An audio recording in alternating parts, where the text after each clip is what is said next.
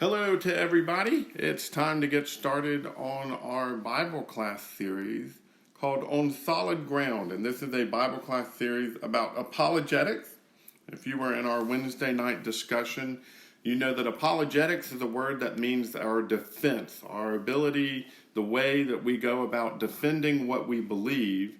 Those are called apologetics. And so we're going to be talking in this class about why we believe what we believe. How do we come to those conclusions? What should be our understanding based on Scripture of different scientific evidences, and how do those evidences both hurt and help the case that we're trying to make for there being a God?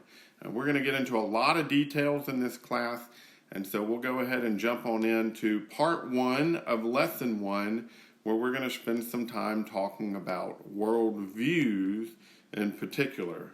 That's going to be our main focus in this particular class. So worldviews, we first need to understand what those are and try to understand why they matter. The reality is that most have answers to the questions that we are asked about life and about God and about faith based on both evidence and worldview. They are both a necessary part of how we come to our conclusion. So on one side, we like to say that the reason we believe what we believe is because we've seen the evidence and the evidence supports what we believe. But the problem with that is you've got a lot of people who believe differently than us, even though they're looking at the same evidence. We all have the same body of evidence when it comes to science and academia. We all have the same information on which we should draw our conclusion.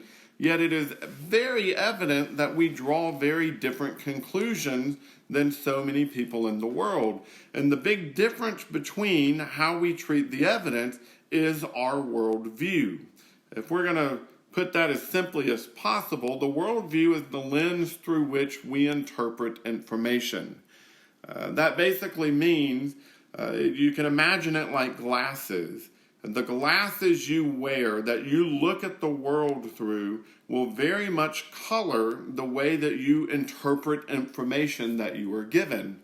I often use this as an illustration. If you were to be in the Walmart parking lot, which I know you can't be right now because of all of the pandemic, but if you were to be in the Walmart parking lot and you see a couple of rows over a man slap a woman across the face, what would be your automatic conclusion? What would you think when you saw that man rear back and slap that woman across her face, and obviously in a painful way?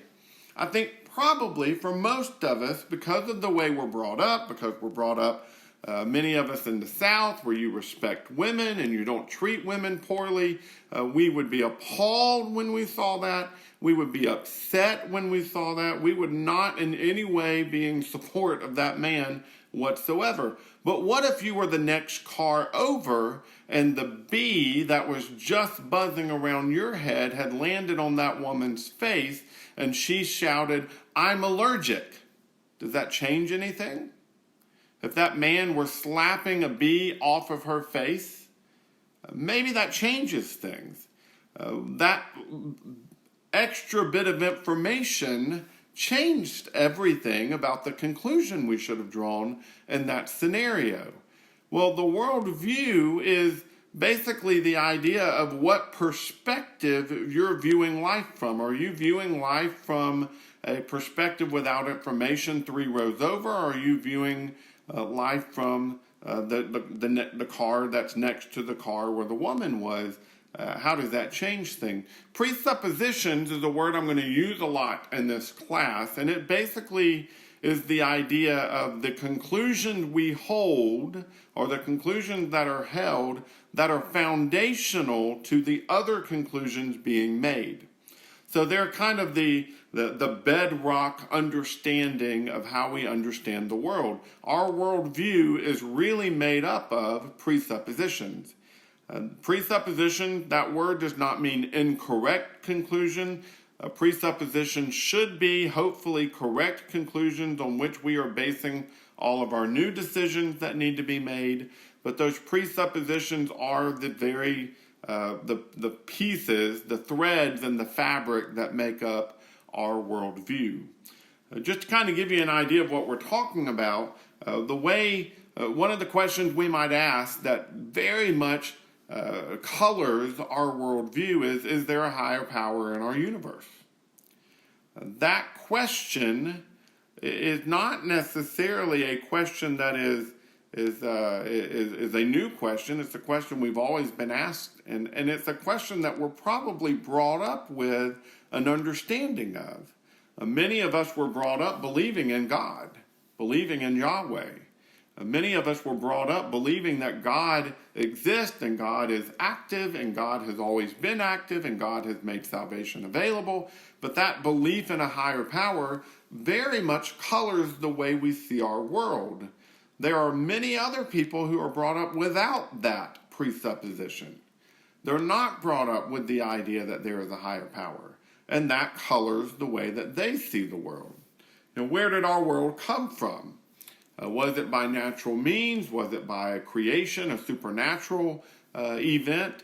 That definitely colors the way that we make all of our other conclusions. What is the purpose of man? Now, we study that and we think about that and we look through Scripture to try to understand that, but that is a question that is somewhat presuppositional to all the other questions. And when we talk about our character, when we talk about obedience, when we talk about the way we should live, when we talk about the kind of men we should be in our families or women we should be in our families, all of that comes back to the presuppositional conclusion of what the purpose of man is. If I believe that our purpose is to honor God and to live for God, well, then I'm going to treat my wife differently than if I don't believe there is a God, nor do I believe that man has any purpose. On one side, if I believe in God and I believe in the purpose of man, I'm going to treat my wife with kindness, with love, with honor. She's going to treat me with respect. We're going to have a relationship that's built on the teachings from that God. If not, well, then I can live however I want to in a marriage. I'm not saying anybody who doesn't believe in God does do whatever they want in a marriage, but they have the ability to, because they are no longer restricted by the understanding that there is a God who has given man purpose. Well, the way that we develop worldview is honestly the way we've been brought up, the way we live, the circumstances that we live under. Our worldview is colored by our circumstances, just like our circumstances are colored by our worldview. They work hand in hand. So what I mean by that is if I've grown up in a middle class family in America experiencing the freedoms that we enjoy here, I'm going to have a certain worldview based on those experiences. Whereas if I'm brought up in a family that is poverty-stricken and I've been brought up living inside of a car on an alleyway in a big city, well then that's going to again shape the way that I see the world and the way that I see the way that we should respond to the world. Defining what makes us who we are can help us understand ourselves and the difference between ourselves and others. Again, go back to my illustration. If I'm a male who is brought up in the freedoms of America in a middle-class family, well, then that's going to shape the way that I see things. I'm going to think certain ways because I've been allowed to think certain ways.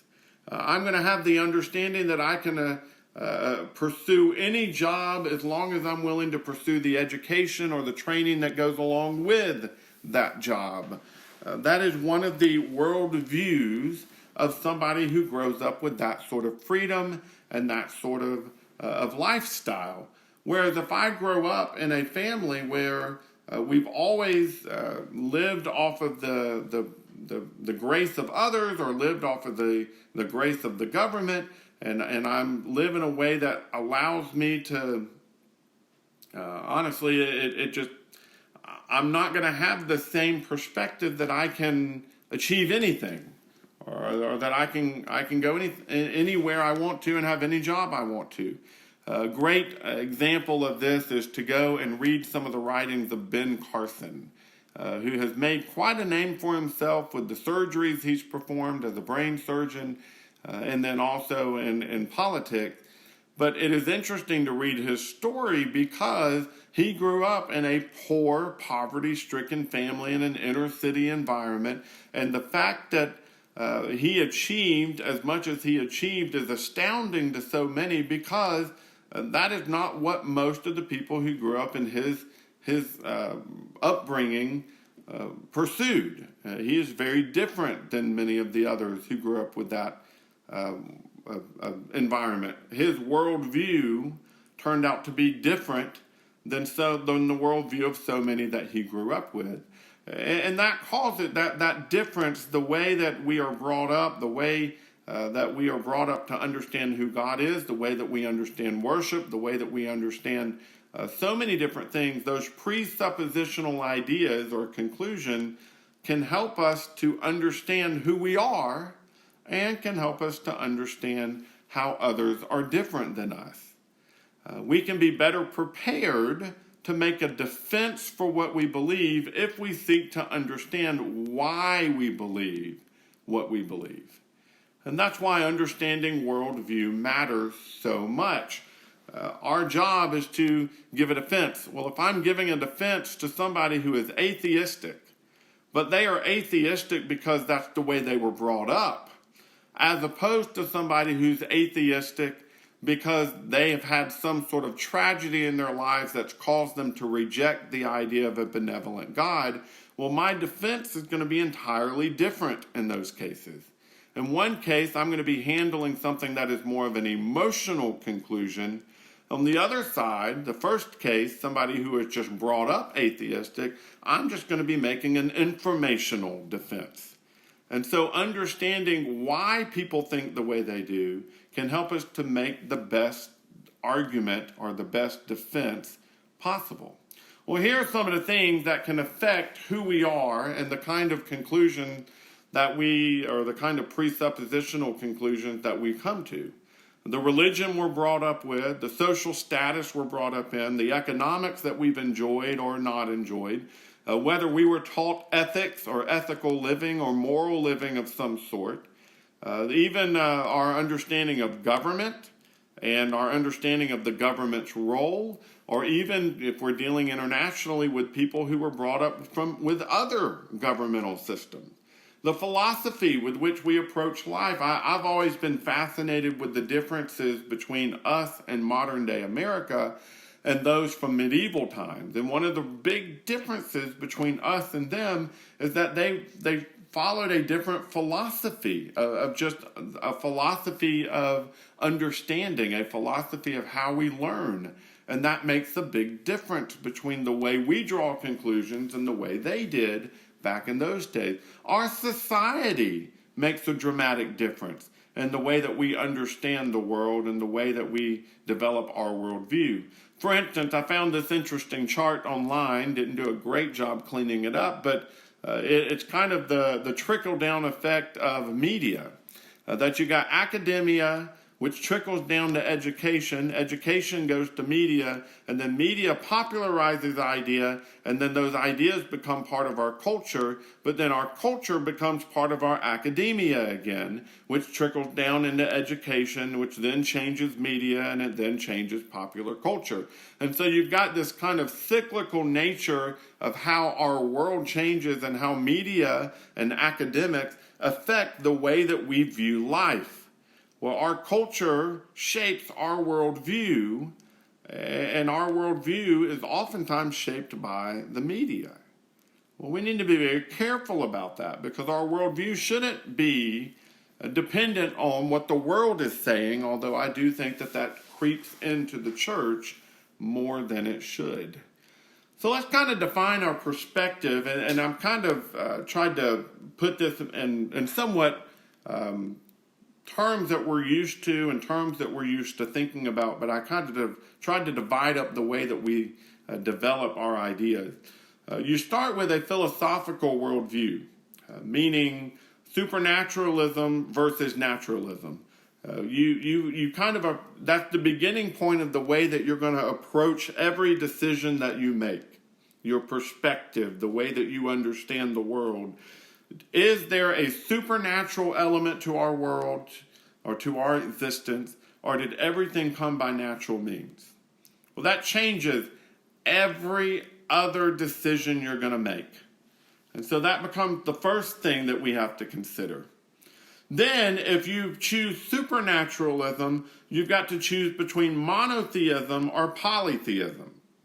Is there just one God directing the affairs, or are there many gods who are interacting with mankind in some way or another? Well, we tend to choose monotheism, so then you got to choose between Christianity and universalism, which is more of an ethical question. How do we decide what our ethics are going to be? Are we going to decide to follow the rules and the regulations that come with Christianity? Are those going to define our ethics? Or is it going to be the universalism concept of God just loves everybody and it doesn't matter what you do, God's just going to accept you no matter what? Well, that doesn't lead to very many ethical decisions that need to be made, whereas Christianity does. Once you decide Christianity, you have to decide Catholic or Protestant. And again, that makes a dramatic difference in the way that you understand God and the way that you understand that God has interacted with man. If you choose Protestant, you have to choose between Baptist and Methodist, or whatever denominational flavor you're going to choose from. Oftentimes that is decided for us based on our heritage. But even in our world today, you find that is something that is a decision that has to be made by so many people in the world. And then once you decide, for us, we decide that we're going to take the restoration concept. Well, then you have to decide whether you're going to be conservative or whether you're going to be liberal. It is interesting to me to see in all of this that there are so many different paths you can take on this thought process of how to define your perspective and the way that you draw a conclusion, just in deciding how you define your faith and your Christianity. That's a lot of decisions to be made, and one of the difficulties that we run into when we get into apologetics is that the people that we are giving a defense to might have chosen a different path and a whole lot of different forks in the road, and they might be a long ways away from us as we try to talk about our faith. But that's okay. If we understand how this works, if we're talking to somebody who is polytheistic, at least they believe there is a God and that there is supernatural possibilities. They're closer, and we just need to carry them the rest of the way to the truth. That's the whole point of what we're trying to do with apologetics, is bring them to an understanding of truth. And so you kind of have to walk down these roads with somebody and help them choose the right fork in the road in order to make sure that they are understanding things correctly. We need to pause here as we talk about worldviews and give a couple of caveats and a couple of statements on which we need to be careful. First of all, we need to recognize that worldviews and perspective can be wrong. Now, again, I think we recognize that very easily when we see it in others. I don't know that we recognize it easy enough when we see it in ourselves. Our worldview could be wrong. And I think it is a good thing for us sometimes to walk down that road that we just talked about with the last slide and double check, did we go down the right fork in each of those places? Are we right to choose the supernatural over the natural? Why are we right to choose that? How can we be sure that our perspective is correct instead of the fact that, maybe we're wrong? And that ability to walk through that understanding of how we got to the perspective and the place where we are in our worldview, that will help us to be able to help others walk down that same path. Recognize that our worldviews are built on history and opinion, and that sometimes because of that they can be shaky. If the reason we believe what we believe is because that's what mom and dad believed and that's what grandparents believed, well then we don't have a real good ground on which we can make a defense for what we believe. And we need to make sure that our worldviews are not merely built on our heritage or just a bunch of opinions, but rather they are built on a reasoned and studied conclusions based on the evidence. And worldviews built on truth are firm. If we build our worldviews based on the information that is very easily acceptable because it is so clearly proven true, then we don't have to worry much about our worldview. And that really is the point of Jesus' sermon, or the end of his sermon, in Matthew chapter 7. Let me read what it says there in Matthew chapter 7. It says, "Therefore everyone who hears these words of mine and acts on them will be like a wise man who built his house on the rock. The rain fell, the rivers rose, and the winds blew and pounded that house. Yet it didn't collapse because its foundation was on the rock. But everyone who hears these words of mine and does not act on them will be like a foolish man who built his house on the sand. The rain fell, the rivers rose, and the winds blew and pounded that house, and it collapsed. It collapsed with a great crash." Recognize Jesus' point here in this passage is that our understanding, what we accept to be true, needs to be built on a rock and not on sand. It should be built on truth and not history or opinion. Our worldview, the way we view this world, the conclusions we've come to, needs to come from the right place. And there's no danger whatsoever in us taking a step back and saying, well, why do we believe what we believe? How did we come to this conclusion? And am I truly believing what I believe because I am convinced it is true, or because it is just comfortable to me at this point? Worldviews based on what is comfortable, that's dangerous. And we as Christians need to make sure that we're not those people who are drawing conclusions for that reason. Instead, we need to be standing on solid ground. Instead, we need to make sure that where we stand because we know it is true, because it is firm, and that our house will stay firm because of it. Thank you for your attention, and we will have another lesson later this week to finish out our understanding of worldviews and how we should view the world around us.